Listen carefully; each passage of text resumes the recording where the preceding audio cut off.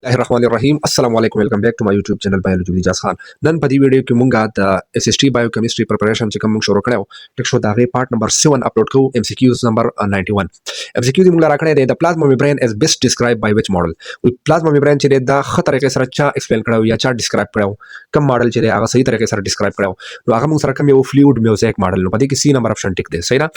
ها ورپسې شي MCQs number 92 who proposed the fluid mosaic model of plasma membrane. فلویډ میوزیک ماډل اف پلازما میمبرین چې دا چا پیش کړو نو دا سینگر اینڈ نیکلسن پیش کړو په 1972 کې ټیک شو 1972 کې دا پیش کړو. ها نیکسٹ MCQs دی 93 in which year the fluid music model was proposed. په کوم year کې fluid music model چې پیش کړی شو نو په 1972 کې. MCQs number 94 the main structure framework of plasma membrane is formed by dash. د plasma membrane چې کوم main structure چې دی هغه سپزره جوړ شو یعنی د سره د plasma membrane main structure چې کوم دی هغه د سره جوړل نو هغه د lipid bilayer نه جوړل ټیک شو. MCQs number 95 the hydrophilic part of the phospholipid is dash.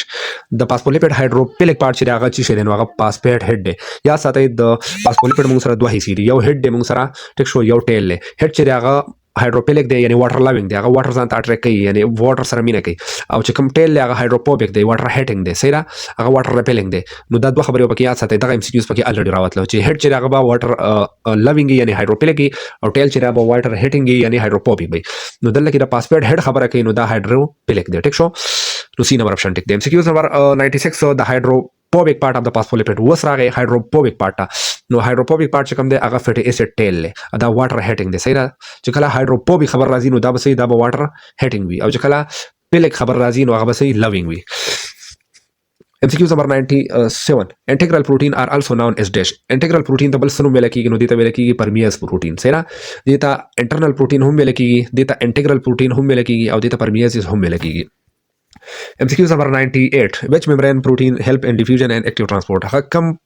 پروتین دی چې هغه په ډیفیوژن اکټیو ترانسپورت کې مدد ورکوي په سیل میمبرین کې دنده نو هغه موږ سره انټیګرل پروتین دی کوم دی انټیګرل پروتین دی ته انټرنل پروتین هم ویل کیږي دا په دې لیپید بایلر چې کوم سټرکچر دی پای کې دنده امبیډډ وي دنده خښ وي نو ځکه دی ته انټیګرل یا انټرنل پروتین ویل کیږي. MCQs number 99 glycoprotein and glycolipid are mainly involved in dash. glycoprotein او glycolipid په څه کې انوالو وي د دې کار سره نو دا سیل ریکوګنیشن کوي یعنی د سیل پہچان کوي اصل کې گلایکوپروتین او گلایکولیپید چې دا یو قسمه سکیورټي په تور باندې کار کوي دا موږ سره د سیل یو آیډنټی کارت په تور باندې کار کوي که تاسو وګورئ د سیل لګیر چا پر سیل میمبرین وي او د سیل میمبرین اوټر سرفیس باندې دغه گلایکوپروتین گلایکولیپید موجود وي د سره خپل ټیګز ونی وي ټیک شو نو چې کله بل سیل د دې خواله راځي نو د ګوري چې کوي چې پاغي باندې زمونږ د باډي والا ټیګ موجود وي زمونږ خپل د باډي سیل او د ایمیون سیستم مطابق چې کوم ټیګز موجود وي نو د هغه د سره وي د او کې هغه ایکسپټ کوي خو داسي پارټیکل راشي لکه بکټیریا شو وایرس شو بل شي شنو پاغي باندې هو ټیګ بدلی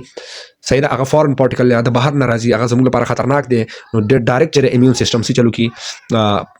په دغه وایرس باندې یا په دغه بکټیریا باندې اٹیک کوي هغه چې ختمي پاتې باندې دا ایز ا سکیورټي په تور باندې کار کوي دا د سیل موږ سره ایز ا آیډنټی کارت په تور باندې کار کوي ټیک شو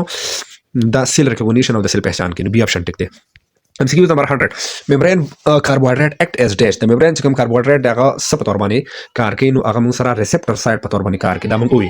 membrane carbohydrate موږ دغه glycoprotein او glycolipid چې هغه as a receptor site په تور باندې کار کوي reception کوي البته ټیک شو. MCQs number